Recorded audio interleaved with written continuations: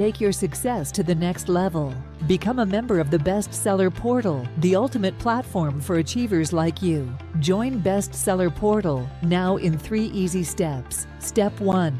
Type www.bestsellerportal.org in your browser. Step 2. Click Membership and fill in your details.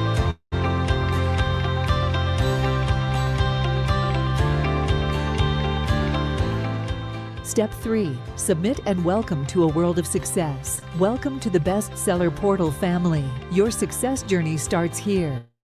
Be the best version of yourself with the support of the best. Visit now and thrive at www.bestsellerportal.org. Okay, welcome to another broadcast of The Competitive Edge. In the event that you're wondering what this program is about, our key focus is on business, but our focus also is about helping humanity to be the best version of themselves so they can function more effectively in business and in life. And today we want to be looking at a pretty interesting topic, and that topic is self-mastery. And one of the things that I would often say is that people can never grow beyond their sense of self. And guess what else? The organization cannot grow leadership ability within that organization. So today we dive into what self-mastery looks like. And today I have a strong team with me today.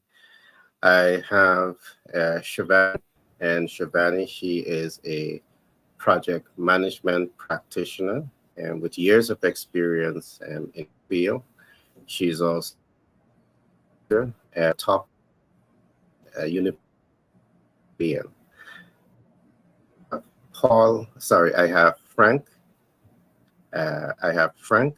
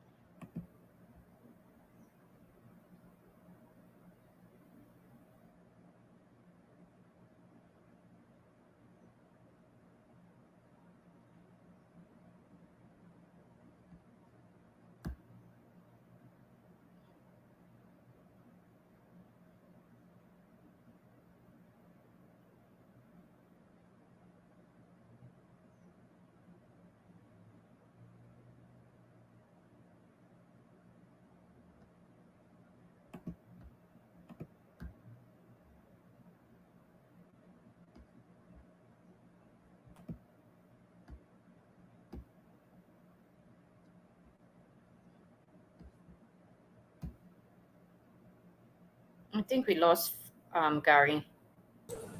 Yeah, there seemed to be a. He's coming back. He's back now. Yeah, the internet wants to have a better hand at me today. The internet want to fight, but with self mastery, you gotta fight back. You gotta push back, right? And it sounds better now. I sound better now. Yes, you push back. Yes. The internet, they got a hold of me, right? We fight it back. We push it back. So I didn't get to properly introduce Peter. And Peter, he's an expert in helping people to develop their personal life master plan, developing their legacy plan. One of the things that he does, he helps you to tell your story through book form. So we have a range of expertise here today that will be helping us to really get a face of what self-mastery is all about. Now, what I want to do today, I'm just going to take some time and share with you what we have observed, what research is given to us. And then from there, we can open up to have a conversation on that subject matter. Now, we have done research across the world as it relates to the subject that is being discussed today, and that is self mastery. And what we have seen is shocking, surprising, and this has become a way of life. And I do believe that for humanity to experience a better quality of life, it is something for them to really pause a bit and focus on. The facts, some of the facts that we have seen. One, we have seen millions of people give away their sacred rights. And by that, what I mean, the ability to self determine. All right. There are many persons you are not empowering yourself to determine the direction you have given away your sacred right. And as I go into today's program, we can examine that some more. What I've also seen is that millions of people wish and sometimes pretend they have a fairy tale god mom and dad that has the key to that land that is flowing with milk and honey. You pretend, that you have that fairy tale godmother. Again, because you give away that sacred rights. And last, on this point, we have seen that millions of people are unable to exercise mastery over their lives. And that, for me, is a serious issue of concern. Now, I want to talk a little story just to lay the foundation for today's program. What are commonalities and differences between humanity and this piece of paper? And I know, to make that comparative analysis between humanity and this piece of paper, sound extreme. But I want to point out some commonalities and some differences. One of the things that we see is common. Let's take, for example, I can shape paper into many things. I can literally shape paper into many things. I can shape paper into a boat. I can recall where we were small, we used to take paper and fold it into so many parts, and you get a boat and you put it on the water and you push it. You can shape paper into a plane, into a car. You can shape paper into kite. Some of you guys from the Caribbean, you might remember Caddy Old Punch. You take paper and you make paper into all that. So you can mold paper into the image of your liking. You can take paper and you can have beautiful work of art. And those beautiful work of art can become very valuable assets. All right, valuable assets. The point I want to make here is that paper can be shaped, it can be molded into things that we want it to be. And how different is humanity from this piece of paper? Well, I'm coming to the commonality here. I can shape humanity into productive members of society, into valuable assets. I can, we can. And that is what is common between humanity and that piece of paper.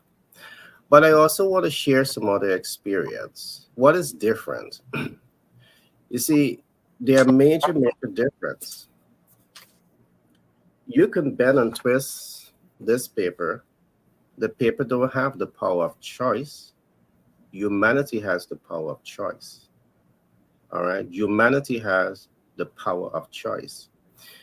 But guess what? When you give away your sacred rights to self-determine, to master who you are, when you give away that power to make a choice, all right, to self-determine, I want you to ask yourself this question. Are you any different than this piece of paper that someone else can mold and shape into their image and into their liking, and you have no control over that. Well, I can say this, the research that we are seeing, it is saying that millions of people across the world are very much like this. I mean, I know what I'm saying is harsh, but if I'm going to be honest, authentic, and truthful, I have to say to you what the facts are saying to me. All right. Millions of people give away their sacred rights. They give up on their ability to self-determine. Millions of people wish and pretend they have that fairy tale god mom and dad that had the key to the Milky Way. Millions of people are unable to experience self-mastery simply because you're not exercising the power of choice over your life. I want to say this in conclusion very quickly before opening up. Humanity, you have the power of choice on your side. You have the ability to self-determine. Why not take full advantage of it? And that's a big question. All right. You may not have a fairy tale mom or dad, but guess what? Inside of you, when you put yourself in that position of strength to self-determine, to embrace self-mastery, guess what? You become a genie unto yourself. Because you don't have one wish. You have as much wish as you want to give yourself. And self-mastery is relevant to you in business. Why start a business and you just want to be small? You can start a business, you can scale that business, and you can go global. All right? And I just wanted to examine this because the more you focus on being the best version of yourself, you become not just an asset to yourself, but you become an asset to everyone else around you. You become an asset to yourself, your family, your community, the workplace, and possibly the world. And that is how far self-mastery can take you in your true essence. I'm going to pause here for now, but as I go into today's program, I will go deeper into some of what I would have said. I want to start with Frank. And you are a specialist. You're an economist by profession. You lectured at many universities, and you have rolled out many programs in terms of leadership. How important is self-mastery from your vantage point? You're mute, time, Frank. Sorry. It's quite important, very important. And I'm saying that because self-mastery is an important, an essential aspect or part of business leadership. Learning to exercise command over what we call the inner conflicts, taking full authority over all aspects of your life is key in your ability to lead in today's era, this 21st century. In today's business landscape, strategic thinking and visioning are indispensable skills. And you need that to stay ahead of your competition and also to stand out in the marketplace. Understanding how to take risks, mastering fast decision making, and leading from a place of best case scenario will help you drive results and position your organization for a sustainable success. There is power of self-mastery in business because it's about understanding yourself on a deeper personal level. It includes, but not limited to, what motivates you, where you find strength and energy? Where do you have weaknesses? How you can best achieve success? How to handle those difficult emotions that arise when making tough decisions? As a leader, it sometimes becomes overwhelming. It's lonely at the top. When you become a leader, there ain't nobody else there, but you sometimes alone. And though you may have a team, most times the end results, the end decisions are on you. So it brings on all kind of difficult emotions, feelings of being overwhelmed, feeling of the pressures of life, of the team you're leading, of your career. But it's about confident knowing who you are as a person, where you are unlocking your potential as a leader so you can aspire others towards a greater vision. With self mastery comes greater insight into yourself, allowing you to make sound decisions with confidence and ease. As a business leader, one needs a strong sense of self in order to effectively manage teams and create meaningful change within the organization. And knowing how to engage with others in difficult conversations or situations comes from the ability to look inward and understand how you respond emotionally. When you have self mastery, it allows you to be a more effective communicator, which increase your ability to influence and inspire trust among your team members, while simultaneously supporting them so that they can perform at their best and reach their full potential. As a business leader, you want to anticipate potential risks and or opportunities before they come, which allows you to develop the right strategies accordingly. So if you have a deep understanding of self, it allows you to have what we call greater clarity when making important decisions for your organization. And one key component of self mastery is strategic thinking, the ability to think ahead and consider the implications of future actions in order to make informed decisions.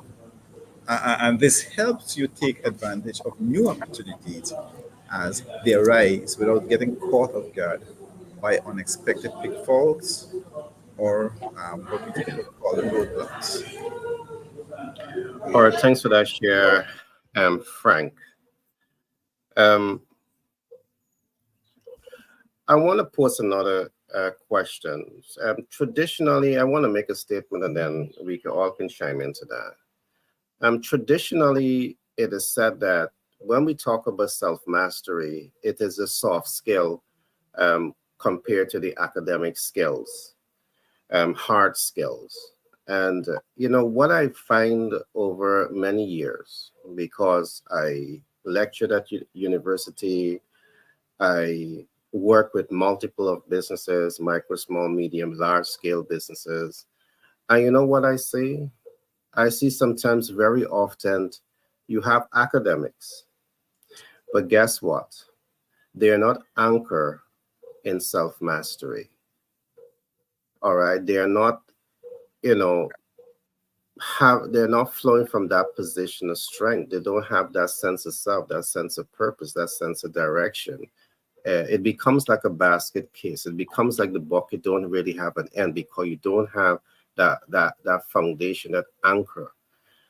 And here is where, again, leadership comes in, because you may have a skill set, but because you're not anchoring yourself, you don't fully understand yourself, you don't fully understand leadership, you're still limiting based on that social programming and conditioning that you would have had. So I think for me, what they call soft skill, I do believe it has to be foundation in working with humanity and helping humanity to function at their best within the organization. Again, I said it at the beginning, people cannot grow beyond their sense of self and the organization cannot grow beyond people. All right, so that's a dilemma. I just want to throw that out. I mean, what are your thoughts on hard skill versus soft skill on the whole concept of self-mastery? Shivani, then I'm going to come to Peter. You mute, Shivani. You started to make me think even more than on that topic, Gary, right?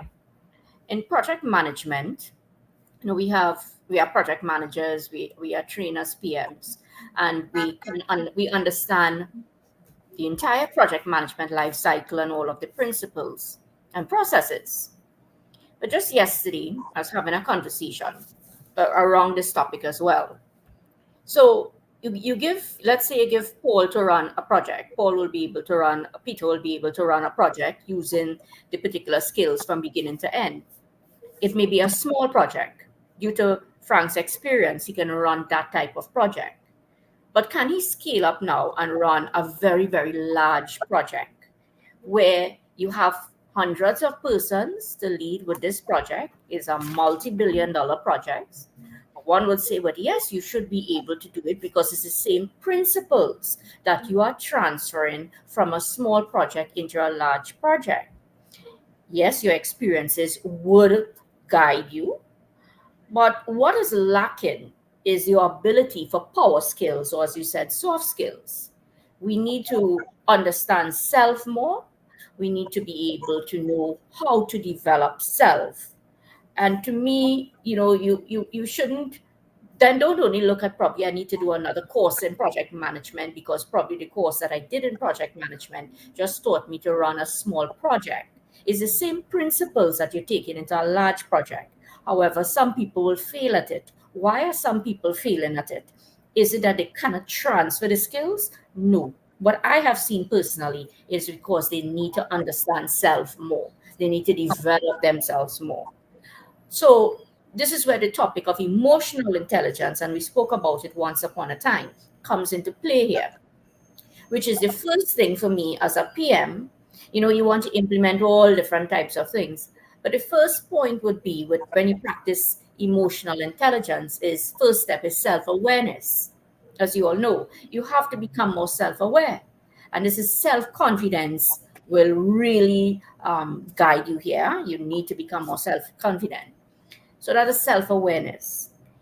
And once you understand that, then you will move to regulate, we call it, in self-management, where you need to have better self-control, especially if you're moving from small projects now to large projects. There will be things, remember, it's a lot more people you're dealing with, different persons. How do you manage now in a global environment? So self-mastery will help you to move from small projects to large projects to global because it's inclusivity and diversity now. So you move from self-awareness now to more self-management where you need to regulate yourself, which is self-control, your ability to adapt. So you have the principles of adaptability. One of the principles is to be able to adapt in project management. You need to be able to scale that up now. And this is where, I keep coming back to that point, which is self-mastery and how do you develop yourself. So self-awareness, self-management. And then when you move to self-management, you would look now at social awareness, right? This part of the emotional intelligence quadrant. So social awareness is, you understand the environment that you're working in. You need to know more empathy. Empathy helps us here because you need to understand people. It's no longer where it's just 4 of us and you're managing a small project, thousands of people you may have, and bigger outcomes, bigger gains, bigger losses if you don't understand it. So you need to now look at social awareness. And then you need to move from social awareness more to social skills, where you develop the social skills. So in project management that I've seen, if you want to practice from moving from a small project now to a large project, you need to learn self-mastery. You need to look at the 4 areas of emotional intelligence, moving from self-awareness first to self-management social awareness, and of course, social skills. And this is where, in management, you may see different persons developing their people, right? You may not be able to develop your people because you have not moved from self-awareness now to total social skills. So it will just not be there. So you will have two leaders. One is not talking about learning and development of people. One is very toxic because of experiences, yes, but the ability to understand self-confidence and self-mastery and move in with the emotional intelligence. Yeah, just a few points. All right, you have said a lot, and I'm gonna take you up on some of what you would have said after I would have hear from Peter. But you've made a lot of good points. Peter, I would love to hear your take. You focus a lot on this particular topic, personal life master plan. I do believe that from the time you, the individual, start to focus on your life and where you are today and where you want to go, to me, that is also an essential step in positioning yourself to self-determine, positioning yourself to begin to, exercise self-mastery.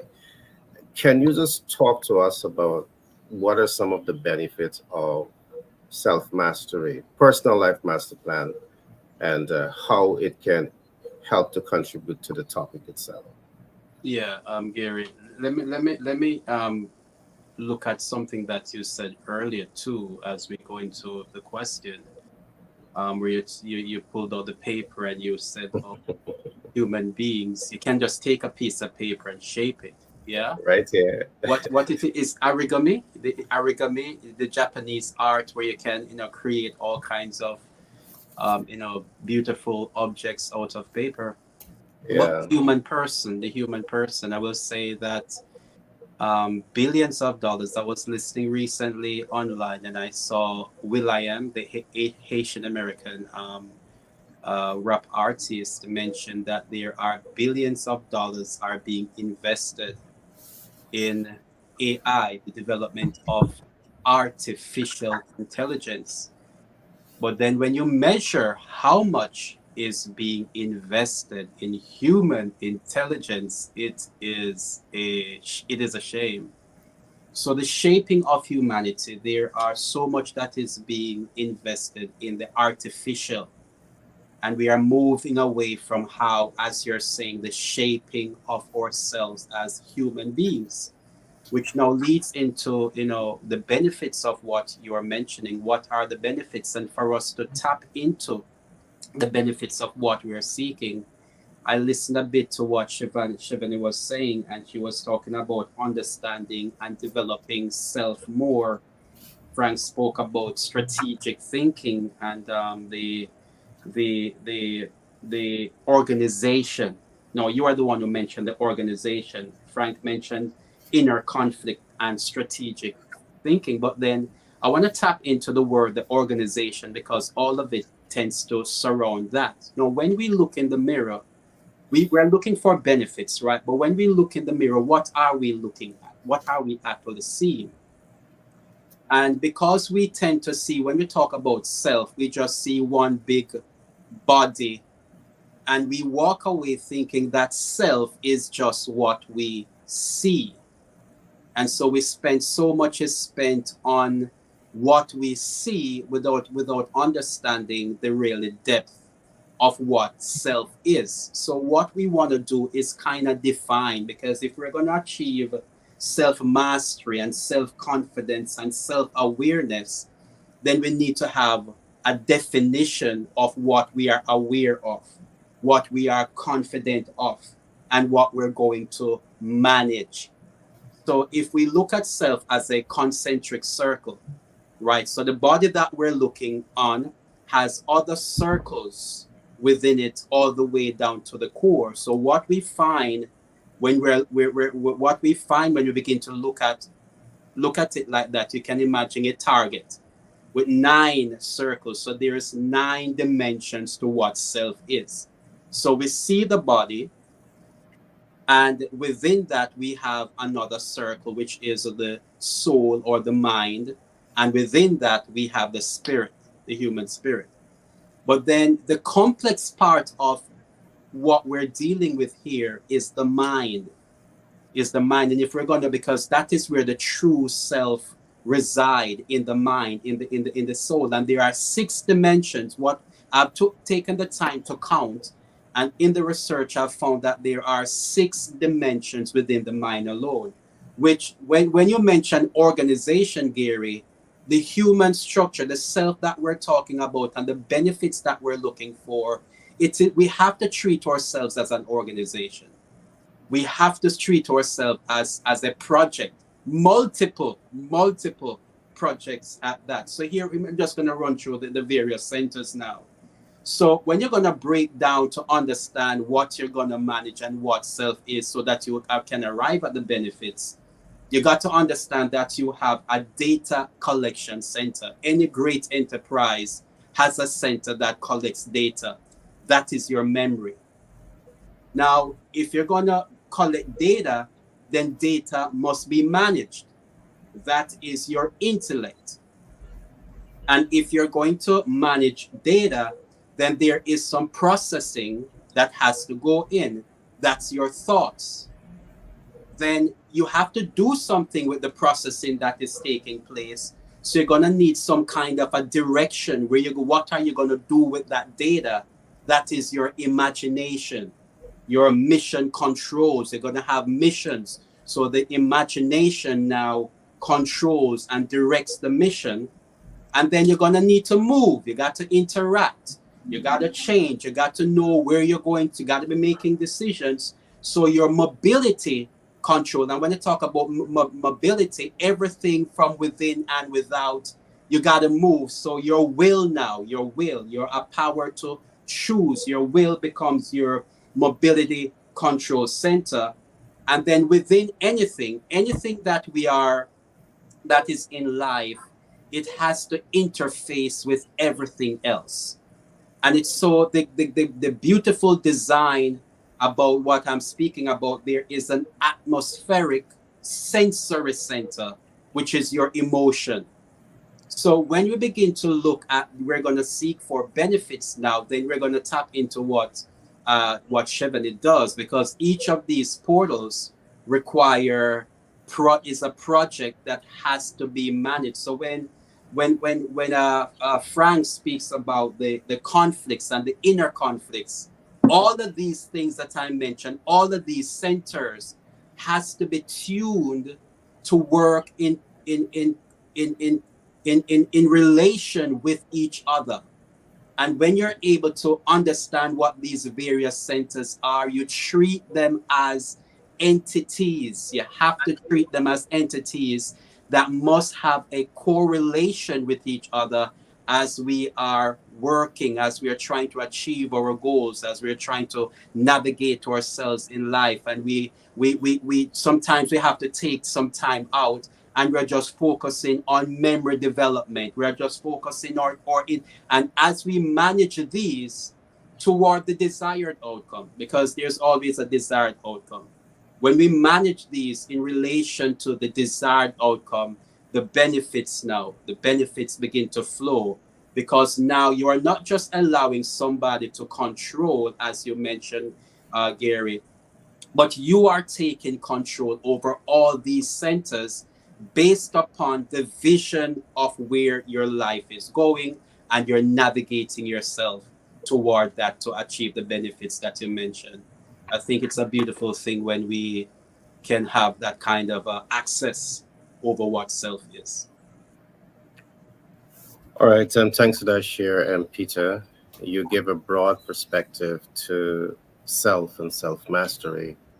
I think you brought in the multiple dimension in terms of how you're looking at self, and that's deep. And I know as time progressed, you will be able to walk people through that entire depth based on the content that you have just spoken of. So I want to thank you for sharing that. I want to come back to Shivani. Shivani made some very strong points, and she talked about the importance of self-awareness and self-management. She went on to spoke about social awareness and social skills. Now, the big question that we must ask ourselves, to the average person out there that needs to elevate to that point where they have mastery over themselves, is one, can they do it on their own? And two, is it easy to accomplish? And I want to say by no fair means it is easy to accomplish. It's possible. And I want to make a couple of points, and I'm going to go deeper into this. Sometimes they say young people don't want to listen to the older folks. And I want to say this: the older folks got knowledge, they got experience, and they can help you fill some of the knowledge gap that you don't have. Can you imagine sitting down with an elderly person that would have grown through the lack of self-confidence and fear and doubts, and they're now at that point where they are filled with confidence and they're mastering themselves? They're sitting with you, the younger folks, and they're saying, these are things that you need to do, all right, to accelerate your growth curve. It will help you, but sometimes when you know the elderly speaks to young people don't want to listen. You think you know everything. All right. So I just want to say this, in advancing the conversation. What the research is showing is that many young people today who are going through many challenges, I want to say get a mentor, because there's some realities of life that at your stage of life, you don't have the analytical capabilities to really understand what life is. So you need to get many person. You may have to start with a mentor. You have to start with a coach. You have to start with a sponsor. You have to start with a support community. And I'm trusting that you can see that among the expertise that we have here. We want to help, and that's why we're taking time out to bring these programs to you. You must invest, or let me put it this way, you must believe in yourself enough to invest in yourself. All right? You must believe in yourself enough to invest in yourself. In other words, what I'm saying here, whether we want to call it soft skill or essential skills, it's skills that you need, because if you don't have them, it's going to undermine how you function in life. It's going to undermine how far you go in life. So you need to believe in yourself enough to invest in yourself. A couple of things I want to go through here too. You must invest in learning the pathway to self-actualization. And this for me is very big. We have developed a thesis that we call blanket workplace self-actualization, because we believe that everyone can self-actualize. All right, we believe so. At least you can be on that path that is going to lead to that. And I want to identify a couple of ways that you really want to self-actualize in. You can self-actualize in your sense of self, your sense of purpose, and your sense of direction. These are things that you want to self-actualize in: your sense of self, your sense of purpose, and your sense of direction. You can self-actualize in relationship. Shivani brought it in, social skills, social awareness. You can self-actualize in relationship. In fact, you want it, because you're going to rise and fall based on the quality of relationships that you have with the right people. You need to invest in this. You can self-actualize in happiness. You want to be happy. All right? There's a pathway to find happiness. When you are at peace with yourself, you're more centered to be happy, and you want to self-actualize with this. You can self-actualize in your health. And Peter attempted to go all here, when he said that we are multidimensional. You want to focus on your health. I'm not going to go into all of this today, but the research is showing that you're what you eat. Sometimes you're miserable because of the food that you're eating. This is creating chemical imbalance in your brain. I'm not going to go into it today. But you can self-actualize with your health when you have the right information. And I want to put this one out here too. You can self-actualize with financial wealth. You can self-actualize with financial wealth. Why not? And that's why we are here. You have a project, you have Shivani. You need money, we got Paul. You want to understand leadership style to manage that business properly, you got Frank. You want a master plan for you and your team, you got Peter. So you have an ecosystem here that really wants to work with you and provide that solution to you so you don't have to struggle. And what we are literally doing is setting the stage to accelerate your growth curve. That's the main objective here, to accelerate your growth curve. You have to be prepared to self-determine. It's not an accidental event. You have to be intentional with this. You have to be intentional with this. In other words, I'm saying to you this. Forget fairy tale god mom and fairy tale god dad. And I want you to start seeing it in yourself. You have the ability, the God-given ability. You are born with the ability to exercise choice. No one can take that away from you unless you give them the power to do so. And the choice that you want to exercise today is a choice that says, I'm going to take my life into my hands and I'm going to mold it. I'm going to commit to become the best version of myself. You may not know how to do it, but I pray to God that you get the right mentor and the right coach and the right support system. Because I used in my example early on, people can be molded just like a paper, and they all deserve to be molded in the right way, not in the wrong way. The last thing that you want to do is to put your life into someone's hands, and instead of them molding you into a beautiful work of art, this is what they do. They tear you into pieces. All right? And this happens a lot. And I want to say to you, and I wanted to hit home, in this community, we're going to work with you. We're going to mentor you. We're going to coach you. We're going to support you to become the best version of yourself. So whether you're in business or want to get into business, or whether you want to become an exceptional leader, we have a broad ecosystem, a well-oiled machine to give you all that support that you need to be the greatest version of yourself. That's our main objective here. We're here to serve. We're humanitarian. We can tell you the problems, but guess what else? We're going to bring you the solution. And that's why we're here. All right, I want to turn to Frank now and just ask you to chime in here a little bit on the topic itself.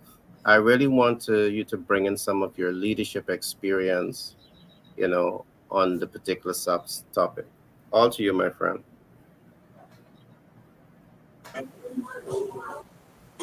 Thank you, Gary.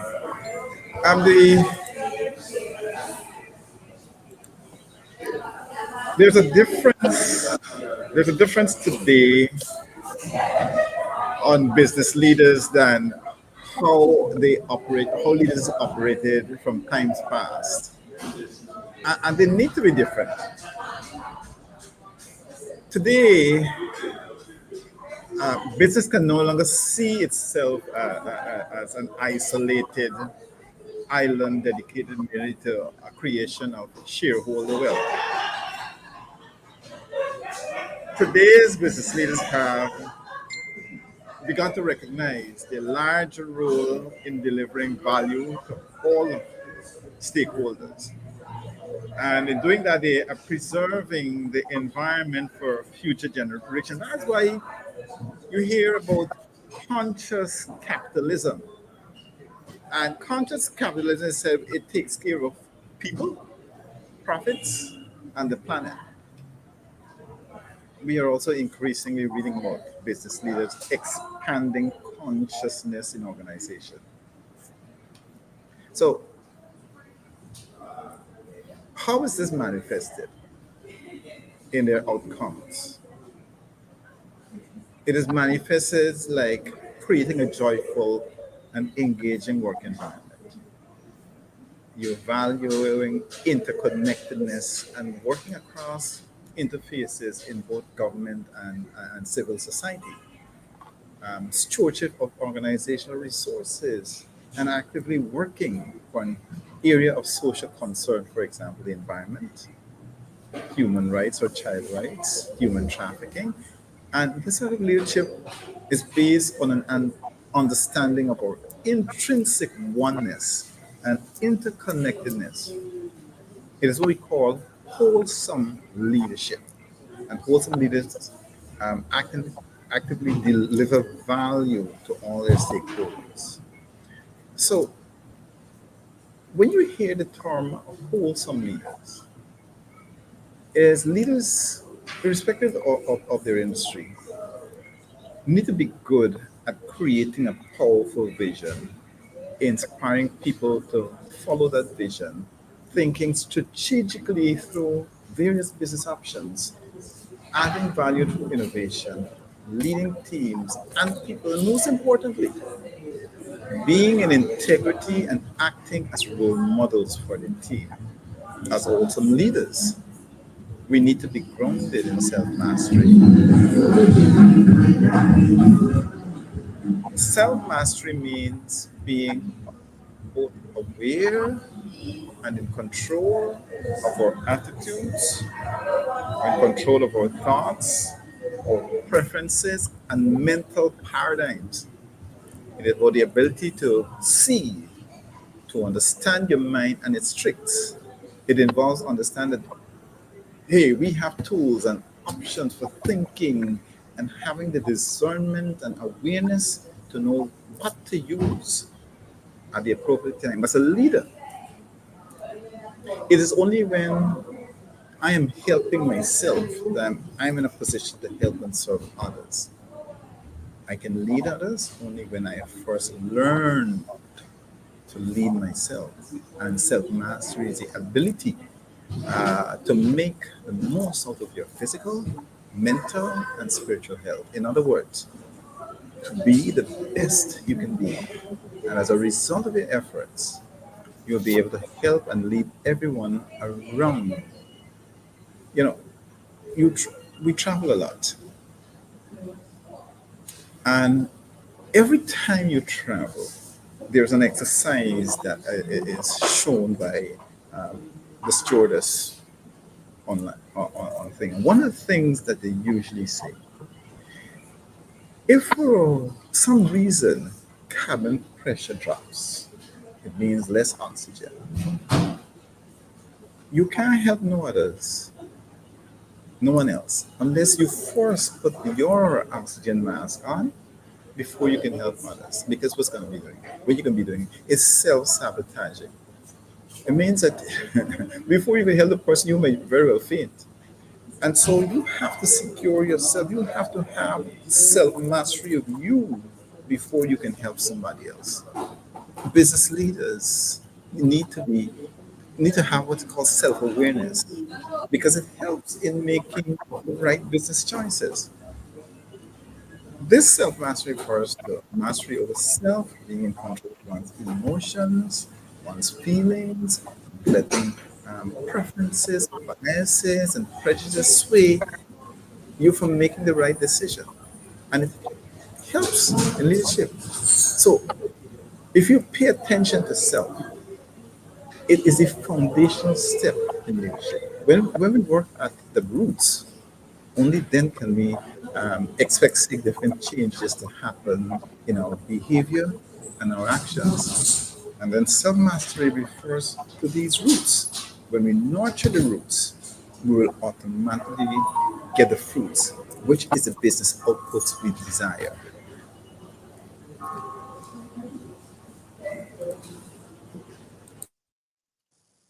All right. You finished, Frank? All right, thanks for that share. Um, I really love how you go deep into it. I really love also you align it to the organization and experience also. I want to also throw, something out for each person to respond to. While we talk about mastery, we talk about leadership, we talk about the importance of project management to, enhance human development. We talk about the master plan and the role that the master plan, personal life master plan, is going to be playing to help people to reach that point of self mastery. I want to throw something out. I see very often in organization, you have what we call self-appointed gatekeepers who are somewhat insecure. I gotta laugh. Self-appointed gatekeepers who are insecure. And guess what I see? In the words of Miles Monroe, you must pass the baton. You must pass the baton. So you have reached that point of mastery. Are you nurturing those below you to take up leadership, to take the vision forward? Are you prepared to pass the baton? And what we see happen a lot is that self-appointed gatekeepers, they don't pass that baton because they are in a position of strength and they feel secure in that strength, perhaps because it brings prestige and acolyte and money. And because I call it small thinking, they don't pass the baton because if they were a big thinker, they would have seen that, hey, they can elevate themselves above where they're at and pass the baton for someone else to come up. So this younger person can experience self-mastery because you're giving them a chance to grow and to expand. And I'm saying this from a lot of experiences. I could recall as a consultant, I was called to provide support to an organization. But at the helm of the organization, there were those who was in leadership, had a strong hold on the entire process, and they'd want to stay in leadership. So what I had to do, I had to go to the Constitution to help them to diffuse from that insecurity that they would have had and that control that they would have had. And I had to make amendment to the Constitution that says even after you remove from chairman or president of this organization, we're going to create a department where you still have some degree of influence over how the affairs of the organization is managed. And I just had to do something like that to ensure that those who are at the lower level are able to elevate up to the higher rank, get that experience to move that vision forward. It requires a lot of leadership dealing with organization, situations and gatekeepers who simply believe that they're the only person who are called to hold leadership and control a process. And in that same process, you have those who are below you that are feeling as though you are oppressing and suppressing their development. So I just want to hear some of your thoughts. I don't know if you had this in your experience, where you have appointed or self-appointed gatekeepers who are just not prepared to pass the baton to give others that chance to experience some form of self-actualization. Shivani. Thanks, Gary. So 2 points coming out of this conversation so far for me. Like when you were mentioning that there are persons who, in leaders, who they're not self-aware, right? They have not developed that self-mastery of who they are. And you mentioned insecurity as leaders. So if that is the case, they could never develop anybody else because they have not developed themselves. So, They have not looked at emotional intelligence and moving from self-awareness to self-management to social awareness to social skills. So there's no way with social skills is developing people. There's no way that they will be able to do that. And we call these people toxic, right? Toxic leaders, and they can mess up the entire environment. I mean, I have Yeah, in some organizations like that, and I will blatantly say, you got to move because this is not going to work. And I mean, I've said it already, and well, good thing they did move. People, they did move. But toxic leadership, who we have to sit down and think about it so much more. How could somebody become toxic? How could this happen? I mean, you'll say, okay, you went and you did a degree and you did all your studies and stuff, and you move up the rank. And I've seen it. You may move up the rank. You're about 50 something years of age, and they think that people have that ability because of their age, right? Because of their age, that they could now go and lead. But as Peter was saying it too about AI and technology and how everything is changing as well. Now we have to sit down and think, is it that you have to be moving up the ranks with seniority and age and education, whereas a younger person can have a lot of different ideas? And I mean, the internet is there, technology, and it is changing the behaviors, the learnings of a younger person as well. So before, when we are saying that you need an older person to teach a younger person, it may not always be like that.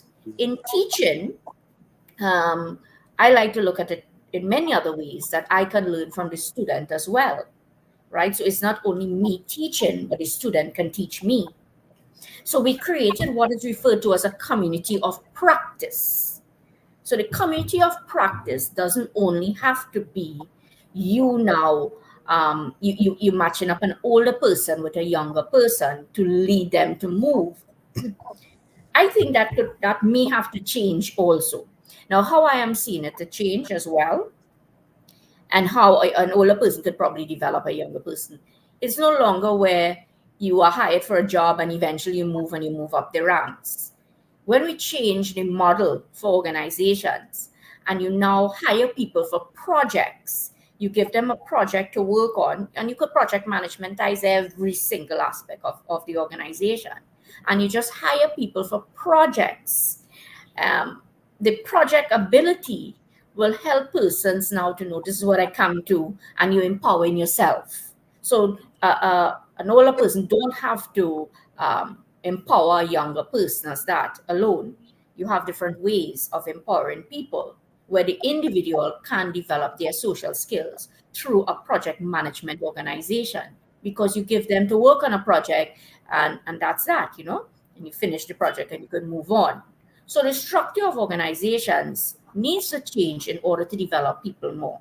It's no, we look at it that we have to develop an older person to a younger person. But I'm throwing out in the mix that if we change the model for organization, you don't even have to go there. I mean, it is very important, because how do you learn? You learn from past, and you could only learn from past is from the people that you have around you as well. Now, this conversation of self mastery makes me always think about um, leaders and how people can develop themselves. How do you how do you level up, as I always say? How do you level up? Now, you could level up as an individual through project management thinking and through change, and the structure got to change. Right now, I'm analyzing a couple organizations like that. And my suggestions, and for them is, you need to look at it in different areas. You need to look at it in different areas. So extremely, extremely, extremely important now would be, how do you get this? And I will say, level up, level up, level up. How do you level up? You need to understand these skills as well: emotional intelligence, self mastery, understanding social skills, developing people. You can't develop anybody unless these things happen. Many, many more. Shivani, yeah, I know. Shivani, I love how you put it there.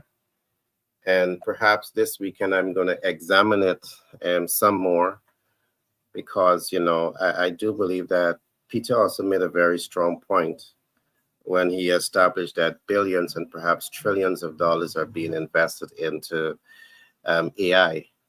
And when we do that comparative analysis in terms of what is being done to help humanity to self-actualize, it's a major gap where that is concerned. But you find that when you take humanity out of the organizational experience, you're left with artificial intelligence. Mm. And I'm going to go deeper into all of that in a program that we are now looking at. But I want to pose the same question to you guys. Do you think that leaders pass the baton enough, or is there more to be done in passing that baton so as to ensure that, you're giving the other person below a chance to come up, a chance to, self-actualize, to master who they are? Do you see that nurturing environment in organization in our world today? Peter, you want to take it? Yeah. Or you want me to go with Frank? Or Okay. Frank, you go. Frank, go ahead. All right. I've heard a saying that when I die, I want to die empty. It does. It means that. And before I go on to what I was trying to say, the old saying is that the richest place in our world is not Dubai. It's not the gold fields of South Africa. It's not these pyramids with all its treasures. It's a graveyard. Because people have died with all those rich potentials, skills, talents that they have not shared.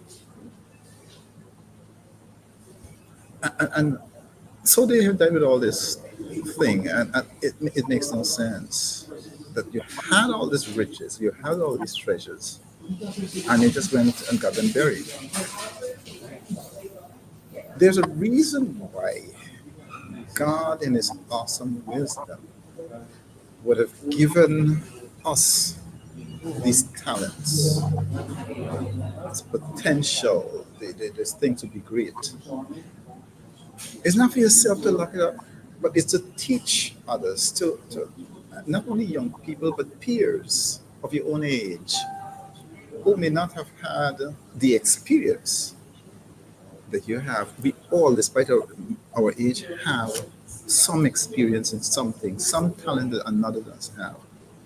And God made us in this unique way to give us this. Why do you want to go and get these things buried in a graveyard or burned in a crematorium? If you pass the knowledge on, how richer it's going to be. How richer it's going to be. Because the thing about it is, after you pass on, everything passed with you. You've passed with all whatever is in you, all these riches. Who benefits? Nobody. And so society, community, nations are going to benefit much more if you, as the individual with all the talents, teach, encourage, help, pass on that wealth to peers and generations to come. If you teach the art of passing on knowledge, if you teach the art of passing on talent, then from generation to generation, it's going to be Handed down, passed down. it's going to be passed on. It's going to be perpetual, and there's going to be growth, and there's going to be expansion on that side too. Peter and Frank, I really love what you said. And what I want to add to what Frank is saying is that I'm absolutely certain that we are not the most civilized in 6,000 years. I'm certain that we had a greater civilization before this generation. Something went wrong, but as time progresses, we will talk about the facts on that.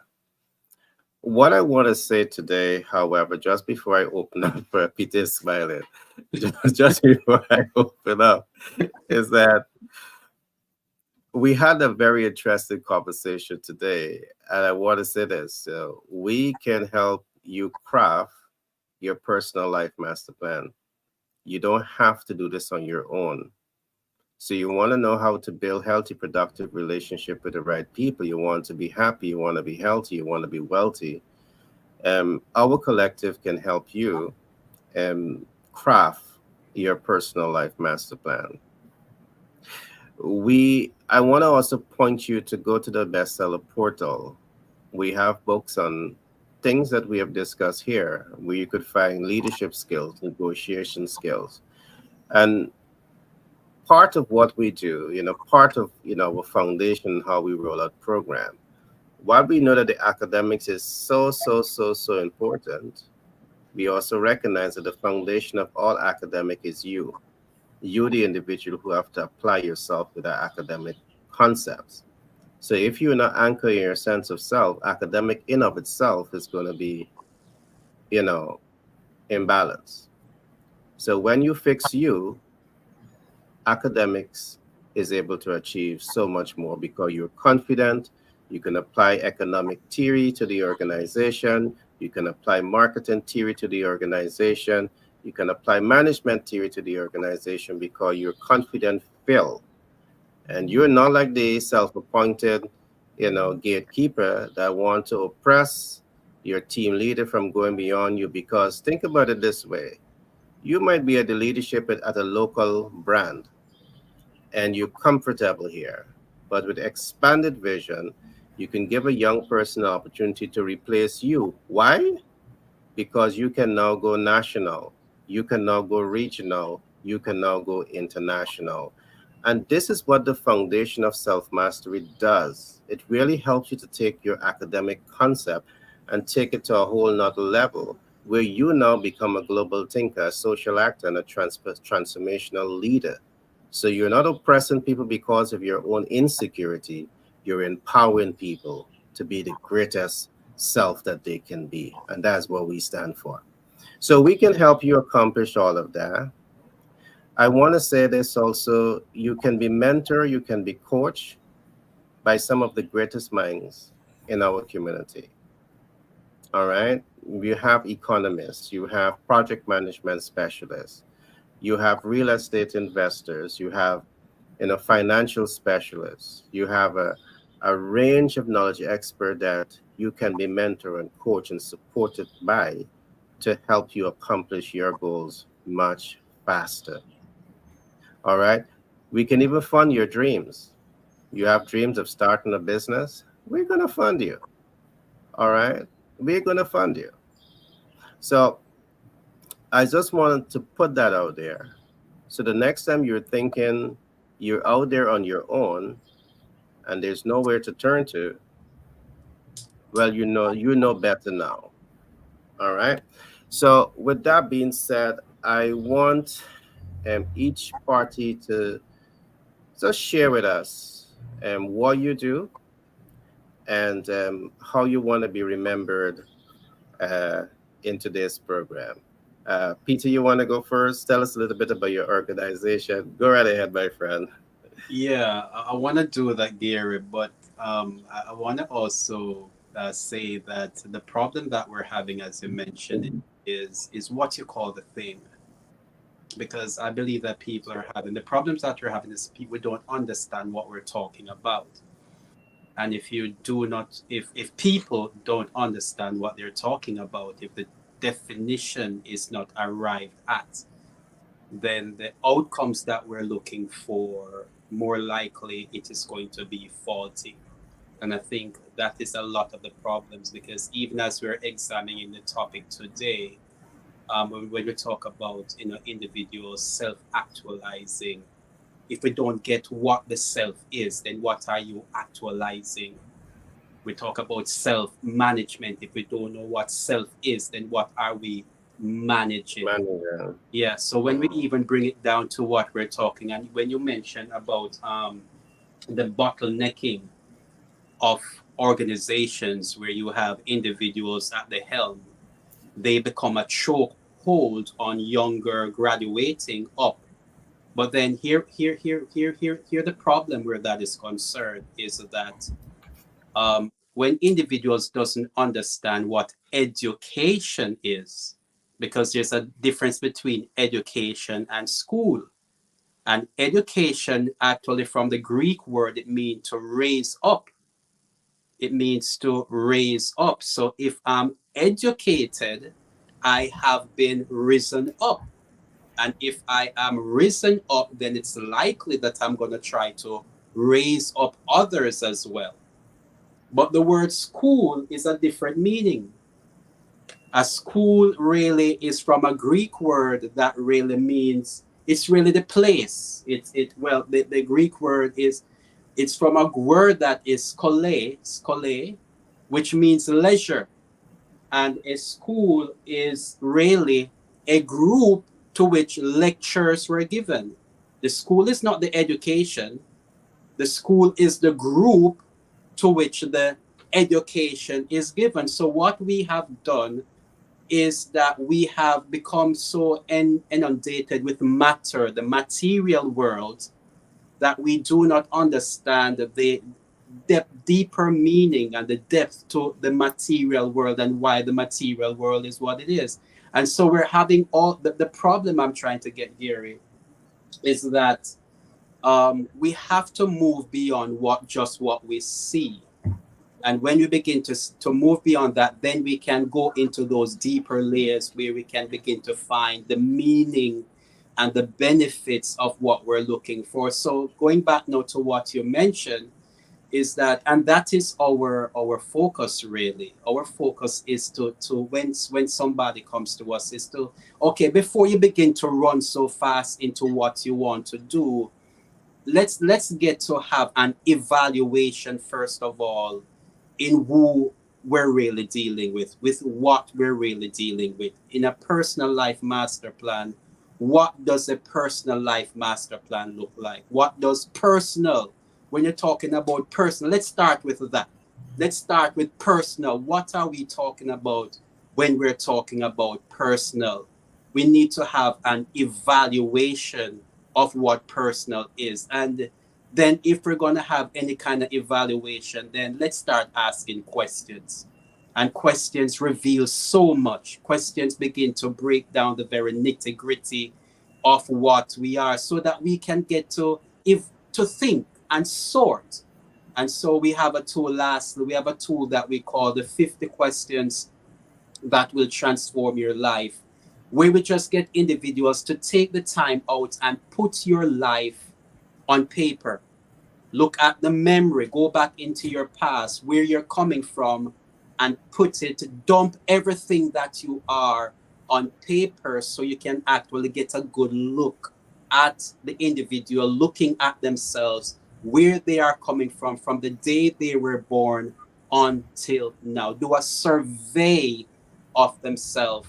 And so we're able now begin to craft, as you mentioned, taking that piece of paper, which is now we're going to look at ourselves. How can I really craft and shape what have been going on in my life all along? Because when we begin to have some kind of consensus on what that is, that evaluation, then where we're going becomes even more clearer.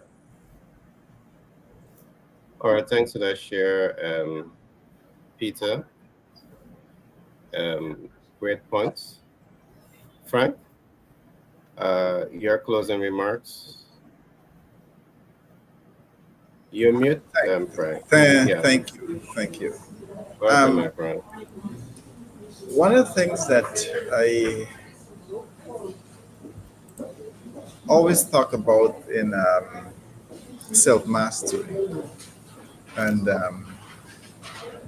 the attributes that self-mastery has is to do with self-awareness, self-management, is the awareness and presence.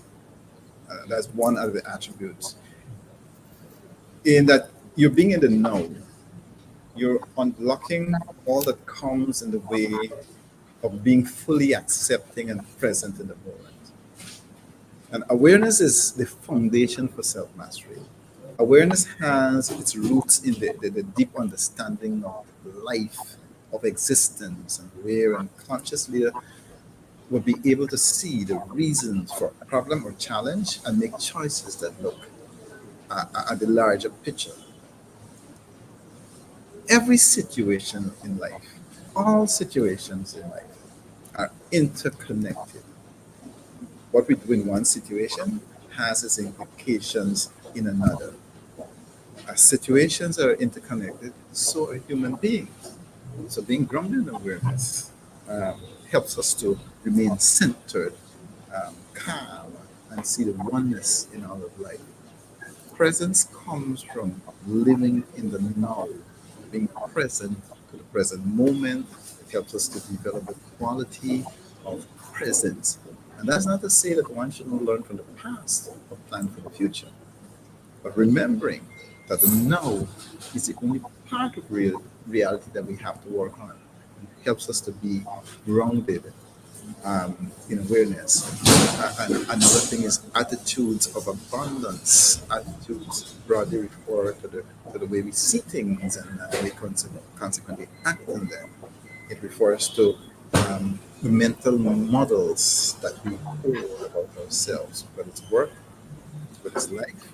It's therefore abundantly clear that the attitudes and mental models that a leader holds will shape them, will shape their behavior, will shape their actions, but also impact the way that leader runs their organization as a leader.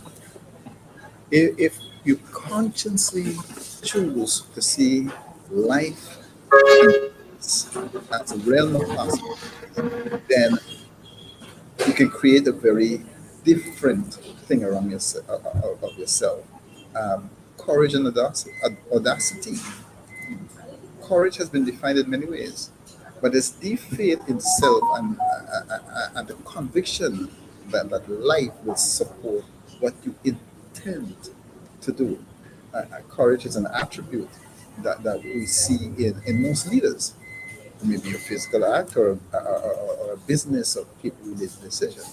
But having courage and relentless faith enables a leader to tread the pathway where others hesitate.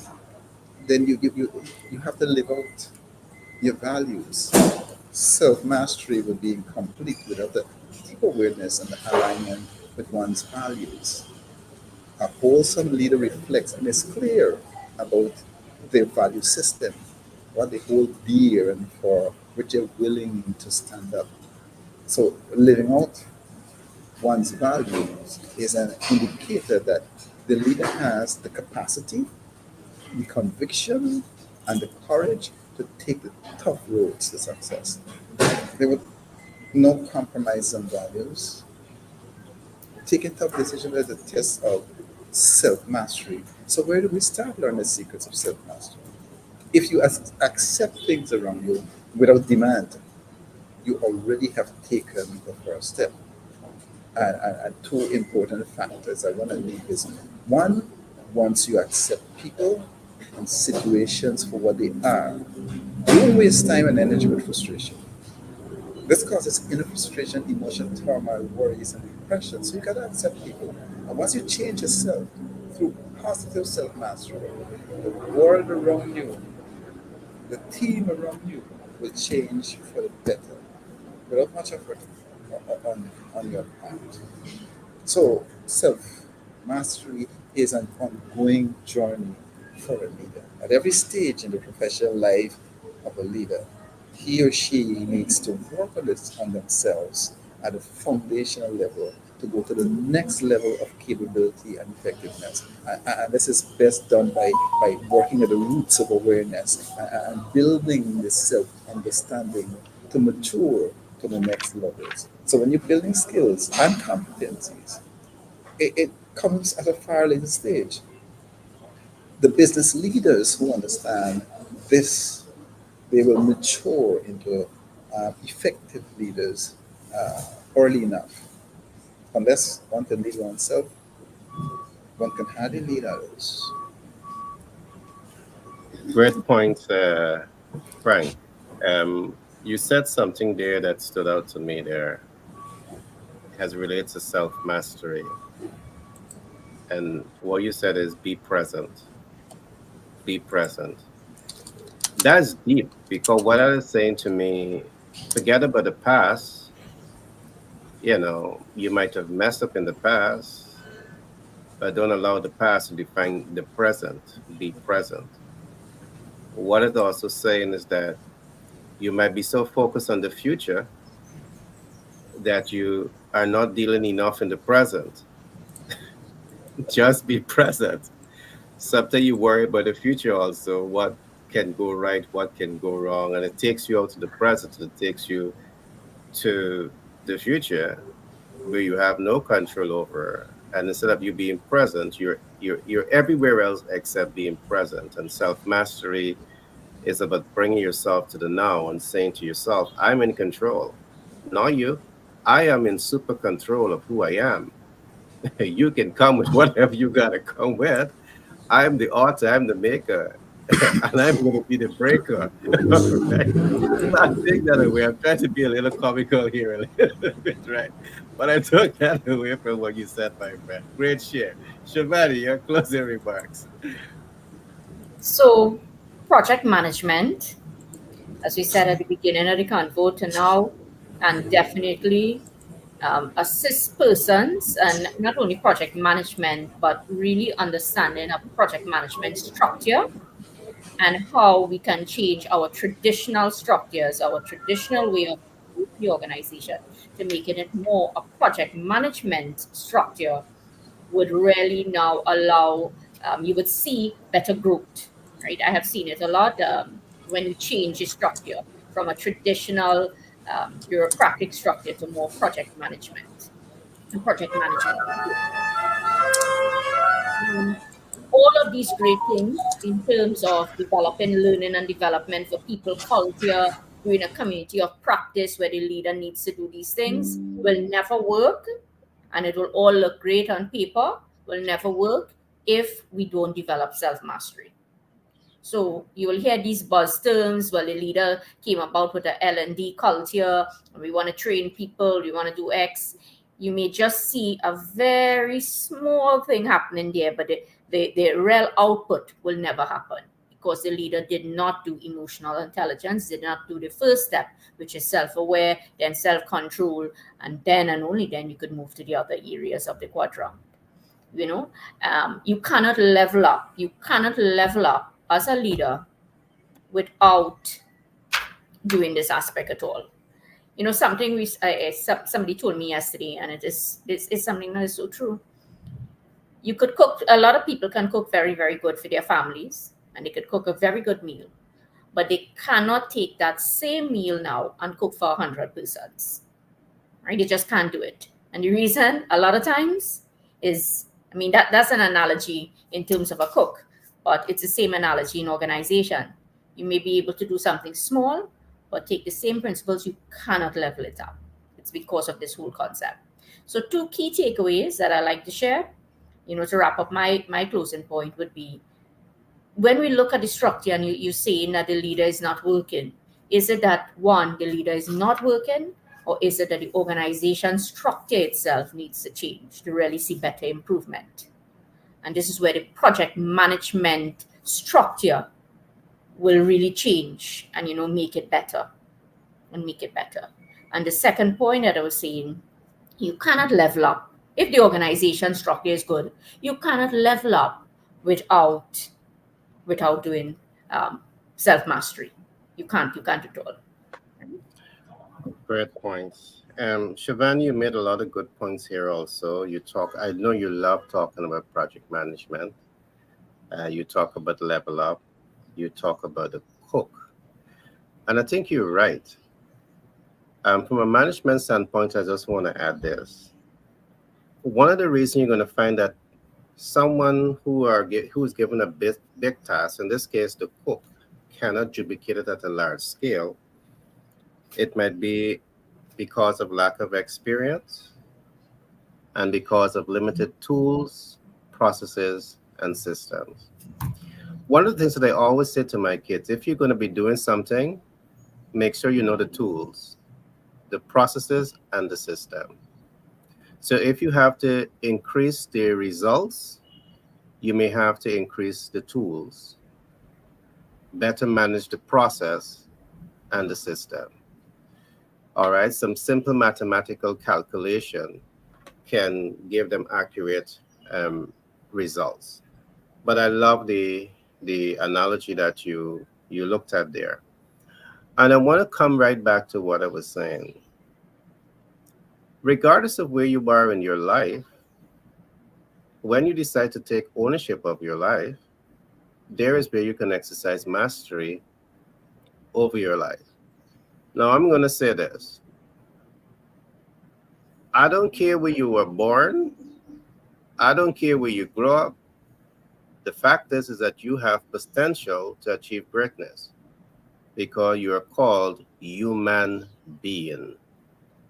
You have the ability that once you become present, you can make a decision that you're going to take your life into your own hands and you're going to mold it and you're going to shape it to become what you want it to be. Not what society say it should be, what you want it to be. You can self-determine.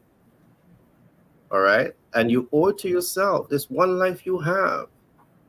And you owe it to yourself to fall in love with who you are and nurture who you are so you can really become the essence of who you are. And the essence of who you are is you elevating in your beauty and your elegance to be able to touch people around you, people in community, people in organization, people in the world. You have the ability to rise to that occasion where you can touch and transform the world in the essence, the elegance of your essence. And I want to pause it there for now and say that we can help you. We have a dynamic community that can help you reach your greatest potential. And we're not gaffing about this. We're committed to this process of providing you with that support to get on that path to start your self-actualization journey. So with that being said, I want to thank the viewers from across the world who have been taking the time to look at this program. I want to thank you. I want to also thank my team, Shivani, Frank, Peter. I forget to say at the beginning, our colleague Paul, he's down with the flu. I trust that he can give flu a hard punch and be back up tomorrow with us to journey with us on this program. So with that being said, I want to say hello to everyone again and do enjoy the weekend ahead of you. They say Tango this Friday, right? All right, guys, you enjoy